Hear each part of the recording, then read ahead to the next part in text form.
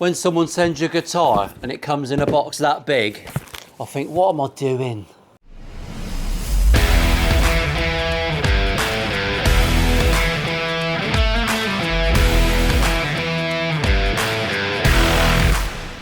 Battery exhausted, she said. I'm fucking exhausted. Right, everyone, welcome. This is the unboxing. Welcome back, everyone. My name's Paul. This is Milehousestudios. If you're not a fan of construction grade language, then please make your exit quietly at the back. So I don't care about listening to your whinging, minging. Oh, I've got to change the sign. There, marvellous. That's better, isn't it? Everyone's favourite dessert.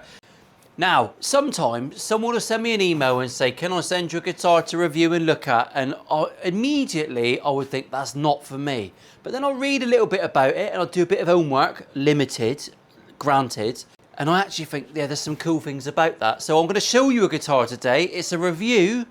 There's a better review online. Mark Gutierrez, who's got some of the sexiest hair on the internet. His video's linked at the end of mine. Watch his because he looks at things from like a more artistic design point of view. And his video is rather brilliant. So I implore you, if this interests you, and what else are you fucking doing today? Honestly, you're putting off the shit jobs at home that the missus has got on a massive list. You can't be bothered, and you're wasting time watching waffle. Allegedly! It's better than watching porn, isn't it? Sometimes. You only ever watch that for 5 minutes anyway. Oh, I'm digressing. What do you think of that whopper? Now, I know what you think. It's headless. Insert puke meme. Headless stuff is not my cup of tea either, really, but that looks like fucking Terminator's codpiece, doesn't it? It's absolutely bonkers. The more you look at this thing, the more there is to see. It is made by a gentleman called Dom Pearson. He is in the New Zealand eras, and he sent this to me in good faith for me to look at and check out, and I've got to admit, I really, really like it. Now, I don't like it for the same reasons that a lot of people like things. Come again? So I'll just run through some shit. I'm going to pull him up on everything he's written on his website because the website is linked below and that's well worth a read. When engineers design guitars, it just so happens the secret sauce is that he is a very accomplished guitarist. So he's not a chef fucking stirring soup with someone else's spoon. Do you know what I mean? He knows what he's doing. I'm making no sense. Now, first things first, this is 3D designed within an inch of its life. This is why it interests me. This is why James Yard interests me and I hold him in such high regard because he does things with his brain that mine cannot. I had to sell my CNC machine because I was having to spend so much money on therapy to deal with the fact that I couldn't fucking work it. Just, my brain doesn't do 3D. I bought a laser cutter so I could go in 2D and just cut it with wood. Here's an example. All right, this is my headless guitar. Very, very different concepts. Very, very much the same bridge. So I'd say that he's got a Geiger bridge on there. It's got some subtle differences. So it might be some other homogeneous brand. I just said the word homogeneous. I might have been sneaking that in there for a bet. So yeah, two very, very different brains doing two very similar jobs. Which one do you prefer? Where does your brain go? Well, they're both headless. So some of you are raging at the fucking screens. So I'm interested in this because it's a world away from what my brain does. It's many, many hours on a computer, my bob, designing. It sits lovely, look, the neck's nowhere. This has got ergonomics coming out of its bum, which is a Skynet bum. It has got an import neck. It's a Chinese-made neck. It feels, you can tell, I was going to say you can tell it's a Chinese neck because it's got that amazing satin finish that you get from a jet neck. I know of 2 or 3 factories that really do make great necks, better than the shit Fender put on theirs. So you've got no worries. It is a roasted maple neck. It's a bit chunky because this thing comes for detuning. I think the geezer likes a bit of detune stuff, and headless people do detune.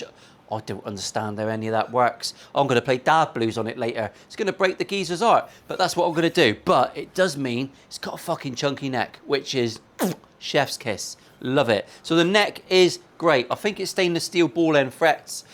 It does say on his website, which is one of the things I'm going to check, that they actually go over the necks themselves to make sure that they are tip top. And I will double check that. It certainly plays absolutely lovely. It really does. This is 1,000 Australian dollars, which is 520 quid.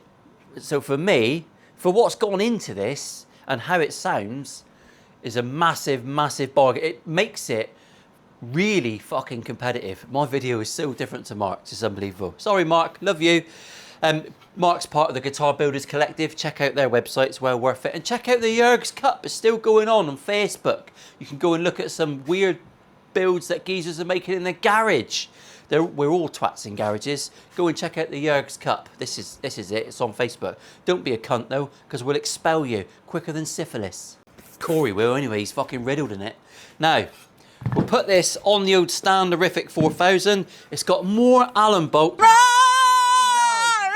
Well, it's just, yeah, it is engineering prowess. This is the raw aluminium one. It's got a painted finish, which is made of the petrified fucking giblets of kangaroos. I think it's lovely. It's very rough. It's made from, Mark says it's made of aluminum, which we all know is wrong. It's aluminium. All right. Thank you. We'll say no more about that. I'm going to check out its fender scale length. We'll do some look at it. We'll do some look at it. It's Saturday, all right? I've had a long couple of weeks. We will do some looking at this guitar, and I'm going to set it up how I like it to be set up. It's got a funny fucking nut cut on it. Let's just have a little look at the specs, all right? That's what we're here for, innit? I'm a spec guy. Guitars are a numbers game. If it does the numbers, it's a pass. Well, that neck is pretty straight. I've actually tuned this up to standard tuning.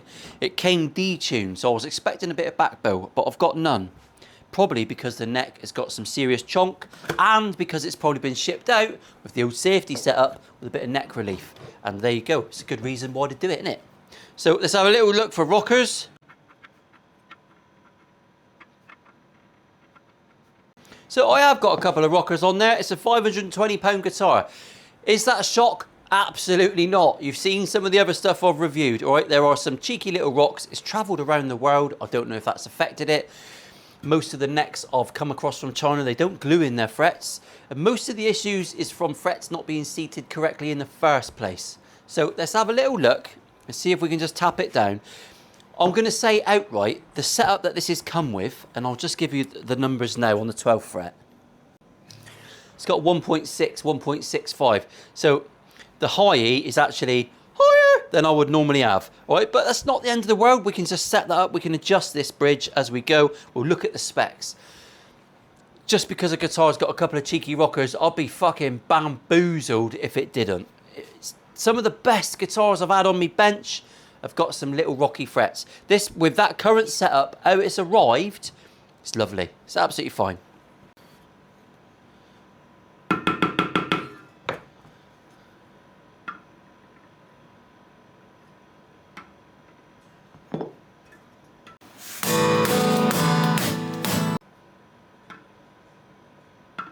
A few moments later. So I've literally just spent, I've sped that up probably because the editing's fucking boring, isn't it? I've probably spent 4 minutes just tapping down a few frets. They're absolutely fine. They feel great. Probably just were never seated from the factory. So I don't know how much time's been spent on that when it was slammed on the neck. I imagine when people make these guitars, they put the necks in, they test it, and then if there's an issue, they would fix it. They're not going to go through and sand, level, recrown and polish every neck. Unless you're producing a small amount, then I would suggest you probably should do that, because you would then be sending out absolute perfection every time. I'm not going to mark that down at all. A cheeky rocker. If you're new around here, we do that to everything. The road to perfection, I'll say it time and time again, tap your frets down, get them as close as you can with a straight neck, and then after that, use a leveling beam, recrown and polish.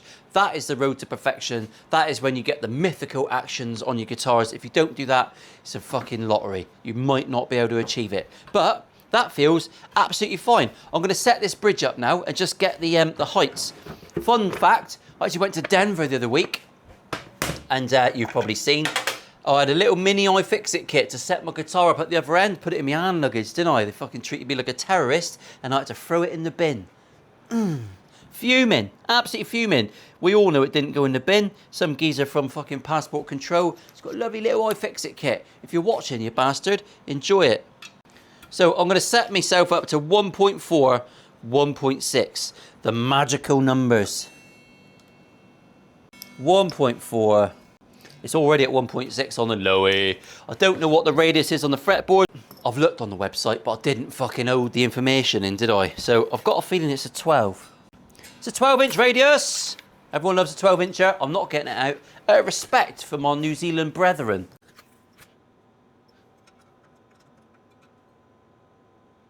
Spectacles!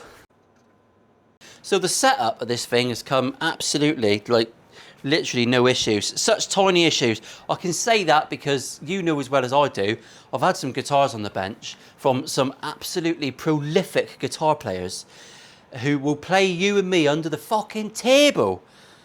And the guitar setups they get put in front of me are absolute dog shit. I've also met prolific guitarists that like every guitar to be set up differently. More than one now, actually. I thought one, Danish Pete, was talking right out of his fucking rear end. But Pete, you're not alone. I've actually met a few guitarists now that like every guitar they own to be a little bit different. So I thought that was the phenomenon of the weird. But it's not. I will eat my words, brother. Every day's a fucking school day, even if you're not allowed near them. Right, so the setup's fine. We've checked it over. I've really found no issues at all that you could complain about. In the world of the modern guitar manufacturing, this thing is head and shoulders. Feels absolutely fantastic. The fret ends, hang on a minute, I think Phil's in the neighbourhood. Oh my God! I just had to get my little toe out. Can you see my pinky? Oh my God, they're so good. I think Phil's turning into Trogley. I might have to sort out my impression a little bit. So, that was filthy, wasn't it? Didn't need to get his toe out, honestly. But my God, as far as toes go, they're tasty numbers. So I'm going to take this down. It's not a lot. Everything's adjusted with Allen keys and bolts and wrenches. I would take you through all the artistry, but it's not a lot of point really. It's got an import switch. It's got full-size Korean pots. Now, I don't know if a Korean pot is held in higher regard than the average pot, but they're full size, which makes a difference to some of you weirdos. Makes no difference to me. Mr. Gutierrez noticed that you can actually see through the bridge, which that's pretty cool. I'll nick that from your video, Mark. It's very good. Skunk stripe, pretty standard. Everything goes in. There's it's just lovely. So I'm going to take it down and I'm going to play it, and I'm going to see if I like it or not, because that's the big tell. I already do like it, but I'll play it. Oh, let's go and play some cheeky blues, and we'll come up and talk about it. It's a hell of a short video, but I haven't got to do anything, and I'm well chuffed about that because I'll get to have a cheeky day off. It's a quick edit, it's a quick video. Tell me what you think about this. Have you ever heard of Pearson Instruments? I imagine most people haven't. There's a lot of amazing guitar brands out there that people haven't heard of, and you fucking should have. Even the strap blocklet is inside there. I had a PC case that looked like this once. I water-cooled the fucker. Sexy, innit? That's what it reminds me of. A John's Bow Mod 3 PC case. It's very, very similar in a lot of ways. I'm fucking waffling crap. I'll work on guitars. I haven't really got to work on this. Lots of fingerprints. Hopefully I didn't get too much of my growler out there. I'll see you downstairs.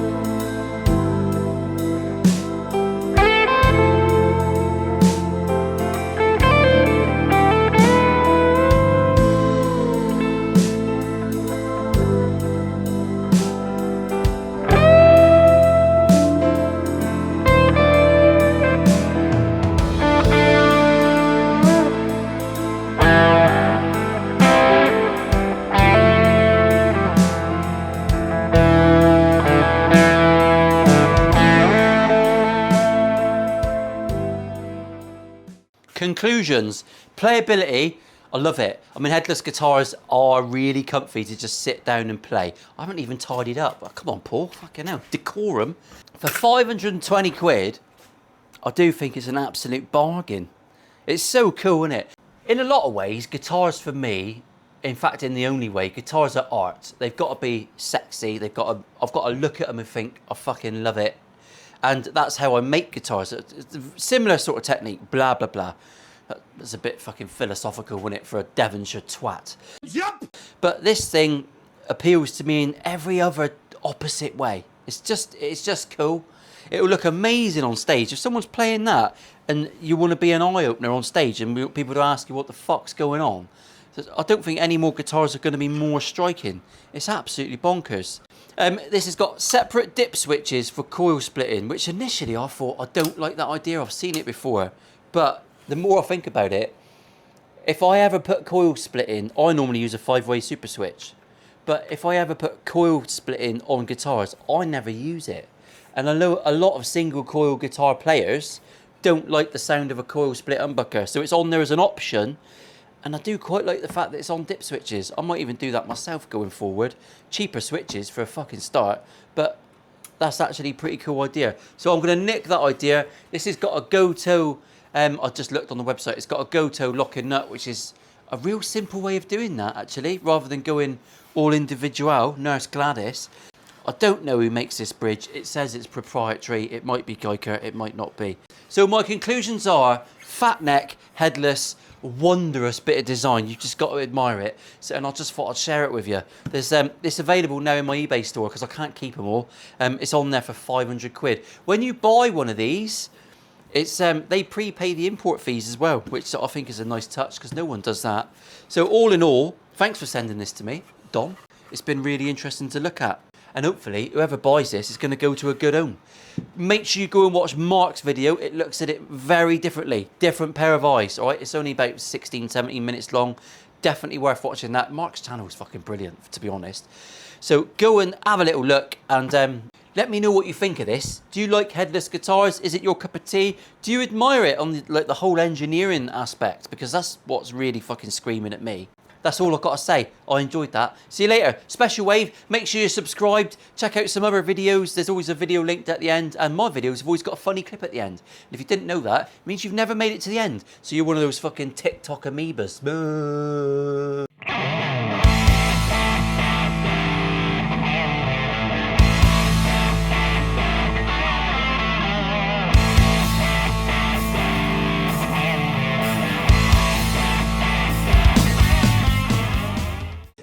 We are making a band bigger by the name. Carlos Jams has one in there. Titanium Maiden.